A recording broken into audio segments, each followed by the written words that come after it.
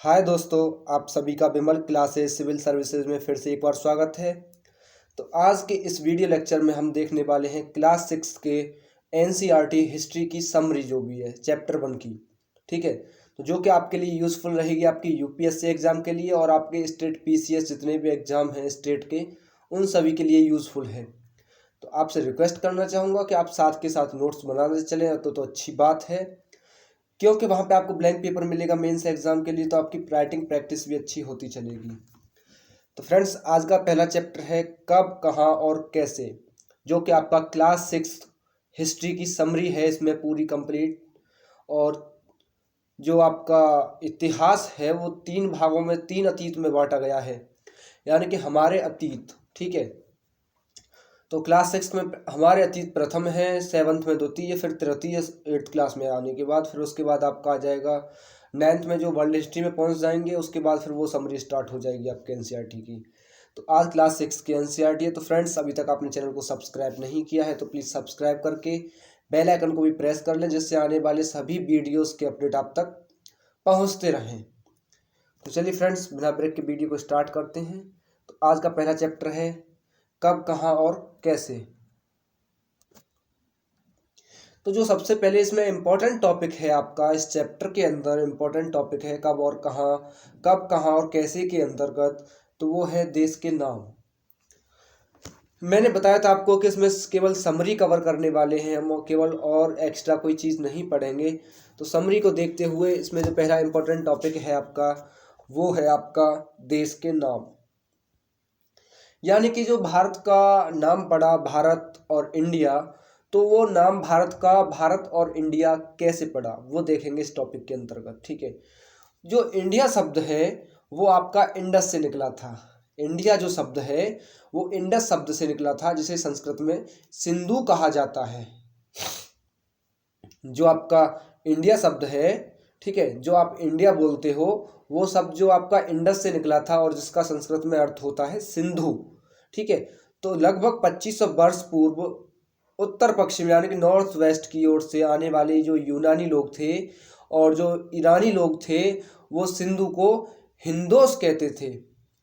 जो आज से 2500 वर्ष पूर्व जो उत्तर पश्चिम से जो लोग आते थे, यानी कि जो यूनानी और ईरानी थे, वो सिंधु को हिंदोस और अथवा इसको इंदोस भी कहते थे। हिंदोस और इंदोस दो शब्द का वो यूज़ किया करते थे। और इस नदी के पूर्व मध्य में जो भूमि प्रदेश को इंडिया कहा गया, यानी कि जो लोग थे यूनानी और ईरानी, वो इंडस शब्द को हिंदोस और इंदोस कहते थे। और जो सिंधु नदी के पूर्व में स्थित है, जो क्षेत्र स्थित है, उस प्रदेश को कहा गया फिर इंडिया, यानी कि जो सिंधु के उस पार जो लोग रहते थे उनको इंडियन कहा गया। ठीक है, यानी कि इंडस इंडस जो शब्द उन्होंने यूज़ किया उसी के तौर पर इन लोगों को इंडियन बोला गया, यानी कि नॉर्थ वेस्ट की जो लोग आए वहाँ से, ग्रीक और आपके ईरानी लोग जो आए, उन्होंने हिंदोस और इंदस शब्द का यूज़ किया। तो सिंधु नदी के जो उस पार का क्षेत्र है वहाँ पे जो लोग निवास करते थे उनको इंडियंस बोला गया। ठीक है, आगे आपका भरत नाम का प्रयोग इम्पोर्टेंट है, देख लीजिएगा। भरत नाम का प्रयोग जो था वो उत्तर पश्चिम में रहने वाले एक समूह के लिए किया जाता था। इस समूह का उल्लेख ऋग्वेद में भी मिलता है। बाद में इन्हीं के नाम पर देश का नाम जो था वो भारत कहा जाने लगा। अब देखिए, ये आपका जो नॉर्थ वेस्ट है, उत्तर पश्चिम जो जो आपकी बाउंड्रीज है ये, ठीक है, उत्तर पश्चिम की जो बाउंड्री है, तो यहाँ से जो हिस्सा था वो आप देख रहे हो। ठीक है, तो यहाँ पे आपका सुलेमान का दर्रा था और यहाँ पे ये जो आपका है हिंदू कुश पर्वत था। कौन सा? हिंदू कुश पर्वत। ठीक है, और यहाँ पे जो पाकिस्तान का हिस्सा है, यहाँ पे आपका कश्मीर है। तो पहले पाकिस्तान का विभाजन नहीं हुआ था, पहले जो है वो पाकिस्तान का विभाजन नहीं हुआ था।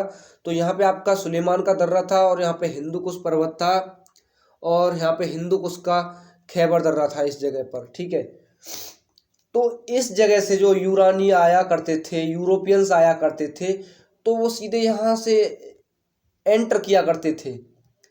वो सीधे यहाँ से एंटर किया करते थे। तो एंटर जब करते थे वो यहाँ पे इसके अंदर घुसते थे तो यहाँ पे एक भरत जन का एक कबीला निवास किया करता था। यहाँ पर एक भरत जन का कबीला निवास किया करता था।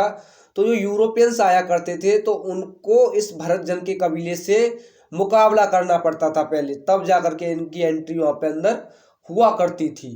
तो इस भरत जन के कबीले के नाम पर जो है वो नाम पड़ा इंडिया का भारत। ठीक है। और आपने एक अभिज्ञान शाकुंतलम पुस्तक कहानी जो वो पढ़ी होगी तुलसीदास की जो है, उसमें कहा गया है कि दुष्यंत और शकुंतला के पुत्र जो भरत थे वो बहुत ही बड़े प्रतापी और शक्तिशाली थे, तो उनके नाम पर जो है इस इंडिया का नाम भारत पड़ा। नहीं, ऐसा कुछ भी नहीं है। जो इतिहास है आपका वो मानता है कि जो भरत नाम पड़ा है वो भरत कबीले के जो जन थे उनसे पड़ा है। पहले भरत जन के लोग थे तो जन से वो जनपद पड़ा, फिर महाजनपद पड़ा, तब जाकर के ये जो नाम है वो भारत पड़ गया। ठीक है। तो भारत का नाम जो है इस भरत जन कबीले के नाम पर ही प्रख्यात हुआ। आगे देखिए, आगे है आपका अतीत के बारे में कैसे जाने। तो जो हमारा अतीत इतिहास है, ठीक है, तो हम उसके बारे में 3 तरीकों से जान सकते हैं। एक तो साहित्यिक स्रोत, ठीक है, साहित्यिक स्रोत, और एक आपका पुरातात्विक स्रोत, और एक आपका अभिलेख। 3 ऐसी हमारे पास युक्तियां हैं, ठीक है, जिनके उससे हम इतिहास के बारे में जान सकते हैं। नंबर 1 आपका साहित्यिक स्रोत, पुरातात्विक स्रोत और आपका अभिलेख। 3 तरीके से हम इतिहास यानी कि अतीत के बारे में जान सकते हैं। तो पहला है आपका साहित्यिक स्रोत यानी कि लिटरेचर। तो इसमें पहले पांडुलिपियां हैं। देखिए, ये पुस्तकें हाथ से लिखी होने के कारण पांडुलिपि कही जाने लगी। यानी कि जो पुस्तकें हाथ से लिखी जाती हैं, ठीक है, और जो हाथ से लिखी गई उनको पांडुलिपियां कहा गया, और इन्हें अंग्रेजी में बोलते थे मैन्यूस्क्रिप्ट। ठीक है। इनका जो शब्द इंग्लिश में जो भाषा है इनकी पांडुलिपि की वो मैन्यूस्क्रिप्ट है। ठीक है। जो कि लैटिन शब्द एक तो मैन्यू से बना है जिसका अर्थ होता है हाथ। ठीक है। और पांडुलिपियां जो है वो ताड़पत्र यानी कि ताड़ के जो वृक्ष होते हैं, ताड़ के जो पत्ते हुआ करते हैं उनसे, और हिमालय क्षेत्र में एक वृक्ष होता है भुर्ज का, जिसे इंग्लिश में बिर्च बोलते हैं, जो भुर्ज का पेड़ होता है उसकी छाल से इन पत्रों को, जो पत्ते हुआ करते थे, लीव्स हुआ करती थी, उनसे इन भोजपत्र पर तैयार करके इनको लिखा जाता था। पांडुलिपियों को भोजपत्रों पर लिखा जाता था, जो कि भोजपत्र जो है, जो पांडुलिपियां हैं, वो आजकल मंदिर और आपके बौद्ध विहारों में ज़्यादातर मिलती हैं। ठीक है। तो पांडुलिपियां जो है वो जो हाथ से लिखी होती हैं उनको पांडुलिपियां कहा जाता है, और जो उसका शब्द इंग्लिश में वैसे बोलते हैं मैन्यूस्क्रिप्ट कहा जाता है। और इस जो लैटिन शब्द से बना है और इसका जो मैन्यू से बना है जिसका अर्थ होता है हाथ। तो हिमालय में एक वृक्ष हुआ करता था जिसका नाम होता है भुर्ज, यानी कि इंग्लिश में इसको बोलते हैं बिर्च। तो उसकी छाल से, ठीक है, भोजपत्र पर लिखी गई उनको बोलते थे पांडुलिपियां। तो ये पांडुलिपियां जो है मंदिर और आपके बौद्ध विहारों में पाई जाती हैं। ठीक है। आगे है आपका अभिलेख, इंस्क्रिप्शंस। अभिलेख, अभिलेख बोलते हैं इनको कि जो पत्थर या फिर धातु जैसी कोई कठोर सतह होती है, ठीक है, ऐसे लेख जो पत्थर अथवा धातु जैसी कठोर सतहों पर उत्कीर्ण किए गए मिलते हैं। जो आपके अभिलेख होते हैं वो या तो पत्थर पर या धातु जैसी एक कठोर सतह होती है जिस पर लिखे जाते हैं। ठीक है। खुदाई करके लिखे जाते हैं, उनको अभिलेख कहते हैं। तो अभिलेख जो हुआ करते थे उनको जो शासक जो हुआ करते थे, रूलर्स जो हुआ करते थे, वो अपनी जनता के बीच में अपनी जो कुछ नीतियां हैं, कुछ और जो भी उनके लिए फायदे की जो नीतियां हैं या कुछ भी नीति जारी कर रहे हों, तो उन आदेशों का पालन करवाने के लिए वो इन अभिलेखों का प्रयोग किया करते थे। ठीक है। अभिलेखों का प्रयोग किया करते थे जो कि पत्थरों पर खुदवाई जाती हैं या फिर कठोर धातु की सतह पर खुदवा करके लगवाई जाती हैं, उनको अभिलेख बोला जाता है। जैसे कि आपका समुद्रगुप्त का प्रयाग परिस्थिति, गौतमीपुत्र सतीकरण का नासिक अभिलेख, और ये आपका यहाँ पे जो नागसेन द्वितीय है ये गलत है, ये थोड़ा गलत लिख गया है यहाँ पे आपका। तो ये पुलकेशिन द्वितीय का ऐहोल अभिलेख था जो कि रवि कीर्ति ने लिखा था। ठीक है, रवि कीर्ति ने लिखा था। ठीक है, तो यहाँ पे आप देखिए, तो ये अभिलेख जो है खुदाई करके बनवाए जाते थे। इनसे ये अपनी जो है पुरानी जो इनकी पीढ़ियाँ थी इनकी, उनकी यादगार बनवाने के लिए या अपनी यादगार बनवाने के लिए शिलालेख तौर पर एक बनवाया करते थे। ये इन्होंने किसी चीज़ का निर्माण करवाया तो यहाँ पे अभिलेख लगवाया करते थे, खुदाई करवा करके पत्थर पर, तो उसको अभिलेख कहा जाता है। तो आज से लगभग 2250 वर्ष पुराना अशोक का अभिलेख जो है वो वर्तमान में अफगानिस्तान के कंधार से मिला हुआ है। ठीक है, कंधार से प्राप्त हुआ है, जो यूनानी और अरामेक भाषा में लिखा हुआ है, जो हमें साक्ष्य के रूप में मिला है। ठीक है, तो अभिलेख बोलते हैं खुदाई करके किसी पत्थर पर या किसी कठोर धातु पर जो लिखवाया जाए उसे बोलते हैं अभिलेख। ठीक है, आगे है आपका पुरातत्व। पुरातत्व यानी कि आर्कियोलॉजी। पुरातत्व आर्कियोलॉजी के बारे में देखिए, पुरातत्व किसे कहते हैं कि देखो, जो प्राचीन टीले हुआ करते थे, जो प्राचीन टीले हुआ करते थे या स्मारक हुआ करती थी, तो उनकी खुदाई हुआ करती थी, उनकी खुदाई हुआ करती थी। और जब खुदाई होने के बाद जब वहाँ से वस्तुएं प्राप्त हुआ करती थीं या कलाकृतियाँ प्राप्त हुआ करती थी या वहाँ कलाकृतियों के साक्ष्य प्राप्त हुआ करते थे, तो उसी के आधार पर जो क्रमिक ऐतिहासिक विश्लेषण करना ही पुरातत्व विज्ञान कहलाता था। ठीक है, यानी कि प्राचीन समय में, अतीत में जो टीले और स्मारक हमें मिला करती थी, खुदाई करवाने के पश्चात या उत्खनन के बाद, तो जो वस्तुएं हमें वहाँ से प्राप्त होती थीं या जो कलाकृतियाँ हमको वहाँ मिलती थीं, उन्हीं के आधार पर एक ऐतिहासिक विश्लेषण करने की प्रक्रिया को ही हम पुरातत्व विज्ञान कहते हैं या पुरातत्व आर्कियोलॉजी कहते हैं। तो अतीत में बनी और प्रयोग की जाने वाली वस्तुएं जैसे कि इमारत हैं, आपके हथियार हैं, औजार हैं, बर्तन हैं, आभूषण हैं, जो भी है आपका, तो जो प्राय खुदाई से प्राप्त होते थे उनको बोलते हैं पुरातत्व यानी कि आर्कियोलॉजी। ठीक है, और इन वस्तुओं का अध्ययन करने वाला पुरातत्वविद कहलाता है, यानी कि जो व्यक्ति खुदाई करता था या खुदाई करवाता था उसे कहा जाता है पुरातत्वविद, आर्कियोलॉजिस्ट।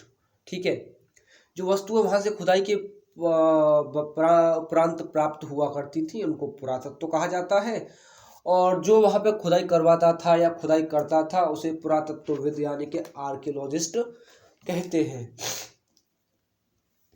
और जहाँ पे ये वस्तुएं प्राप्त हुआ करती थी या अवशेष यानी कि साक्ष्य प्राप्त होते थे, उस स्थान को कहते हैं पुरास्थल। ठीक है, तीनों चीज समझ में आ गई होंगी।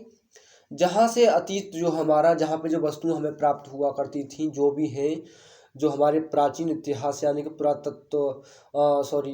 अतीत में जो वस्तुएं हमें प्राप्त हुआ करती थी खुदाई के पश्चात, उनको कहते थे पुरातत्व। और इन वस्तुओं की जो खुदाई करवाता था या खुदाई करता था उसे पुरातत्वविद यानी कि आर्कियोलॉजिस्ट कहा जाता था। और जहाँ से ये वस्तुएं प्राप्त हुआ करती थी या अवशेष मिलते थे उस स्थान को बोलते हैं पुरास्थल। ठीक है, तो पुरातत्वविद जो है, जो खुदाई करवाते थे या खुदाई करते थे, वे जानवर, चिड़िया और मछलियों की हड्डियां भी वहाँ पे ढूंढने को उनको मिलती थी, जिससे उन्हें ये जानने में मदद मिलती थी कि यहाँ पे अतीत में लोग क्या खाते थे। जब हमने वहाँ खुदाई करवाई, वहाँ जो पुरातत्वविद थे यानी कि जो आर्कियोलॉजिस्ट थे, उन्होंने जब वहाँ खुदाई करवाई तो वहाँ से साक्ष्य के तौर पे जानवरों के शव, चिड़ियाओं के, मछलियों के और जैसे भी कोई इमारत वगैरह जो भी कुछ साक्ष्य के रूप में मिला, तो आर्कियोलॉजिस्ट जो थे उनको ये सहायता मिली कि यहाँ पे लोग जो हैं इन चीज़ों का सेवन भी किया करते थे, खाने में इनका भी प्रयोग किया करते थे। एक साक्ष्य के तौर पे जो उन्हें चीज़ मिली, उनके अनुमान के तौर पर उन्होंने बताया कि लोग यहाँ पे मछली, चिड़िया, जानवरों को खाने में प्रयोग किया करते थे। आगे है आपका टॉपिक तिथियों का मतलब। तिथियों का मतलब BC यानी कि ईसा पूर्व और AD मतलब ईसा, ईसवी। ठीक है, तो बीसी बोलते हैं ईसा मसीह के जन्म के पूर्व के काल के समय को। जो ईसा मसीह के जन्म के पूर्व का समय है उसको ईसा पूर्व यानी कि बिफोर क्रिस्ट बोलते हैं, और जो ईसा मसीह के जन्म के बाद का समय है उसको एडी यानी कि ईसवी बोलते हैं। तो ईसा पूर्व का जो मतलब होता है वो होता है बिफोर क्रिस्ट, और ईसवी का मतलब होता है एडी यानी कि एनो डोमिनी। तो कहीं कहीं पर आपने जो देखा होगा कि बीसी की जगह पे बीसीई प्रयोग होता है और एडी की जगह सीई प्रयोग होता है। तो बीसीई का मतलब होता है बिफोर कॉमन एरा, और एडी का मतलब होता है कॉमन एरा। तो मैं इनका मतलब आपको बताता हूँ कि बीसीई और सीई का प्रयोग क्यों किया जाता था। आप सभी लोगों को ये पता होगा कि जो आजकल जो कैलेंडर यूज हो रहा है वो कौन सा कैलेंडर यूज हो रहा है। ठीक है, तो आजकल जो कैलेंडर यूज हो रहा है वो आपका कैलेंडर यूज हो रहा है ग्रेगेरियन। ग्रेगेरियन, ठीक है, ग्रेगेरियन कैलेंडर जो है आपका यूज हो रहा है। ठीक है, जिसमें एक काल निश्चित है, 12 महीने निश्चित हैं, 12 आपके उसमें दिन भी निश्चित है आपका। ठीक है, तो सब चीज़ उसमें निश्चित है ग्रेगेरियन कैलेंडर में। ठीक है, तो वो कैलेंडर आजकल यूज हो रहा है। ठीक है, पहले क्या था, एडीबीडी में एडीबीसी में कोई निश्चित समय नहीं था। ठीक है, उसमें एक निश्चित समय माना गया था बिफोर यानी कि ईसा मसीह को, ईसा मसीह के जन्म से पूर्व और जन्म के बाद। ठीक है, उसमें 2000 वर्ष पूर्व कर दें तो मसीह के जन्म से पूर्व का समय निकल करके आ जाता है। तो इस ग्रेगोरियन कैलेंडर का यूज हो रहा है आपका यूरोप है, आपका जो एशिया है, कहीं भी देख लीजिए आप, ये ग्रेगोरियन कैलेंडर का यूज़ किया जा रहा है। इसमें आपका पूरा 12 मंथ्स होते हैं। ठीक है, 365 दिन हुआ करते हैं। तो ये कैलेंडर यूज हो रहा है। तो इसका मतलब था कि जो इस कैलेंडर से पहले यानी कि बिफोर क्रिस्ट यानी कि ईसा मसीह के जन्म से पूर्व जो था, यानी कि जब ये कैलेंडर नहीं था, तो इसको यहाँ पे यूज किया गया बीसीई यानी कि बिफोर कॉमन एरा। और अब बिल्कुल वो चीज़ कॉमन हो चुकी है सब जगह, और उसके जन्म के बाद जो है जब कैलेंडर यूज किया जाने लगा तो यहाँ पे इस शब्द का यूज किया गया सीई का, जिसे बोलते हैं कॉमन एरा। ठीक है, तो ये था आपका क्लास 6 का चैप्टर 1 यानी कि हमारे अतीत, जिसमें चैप्टर 1 था कब, कहाँ और कैसे। ठीक है, इसके बाद कल आपका नेक्स्ट चैप्टर होगा हिस्ट्री का ही, जिसका नाम है आखेट खाद्य संग्रह से भोजन उत्पादन तक। ठीक है, तो आई होप फ्रेंड्स आपको ये वीडियो पसंद आया होगा। तो फ्रेंड्स वीडियो अगर पसंद आया हो तो फ्रेंड्स शेयर जरूर करें, और वीडियो को लाइक करना ना भूलें, और जिसने भी चैनल को सब्सक्राइब नहीं किया तो प्लीज़ चैनल को सब्सक्राइब करके बेल आइकन को भी प्रेस कर लें, जिससे आने वाले वीडियोस के अपडेट आपको मिलते रहें। और आपको व्हाट्सएप ग्रुप का लिंक जो है मैं डिस्क्रिप्शन बॉक्स में दे दूंगा, वहाँ से आप जो है व्हाट्सएप ग्रुप को भी ज्वाइन कर सकते हो। Thanks very much.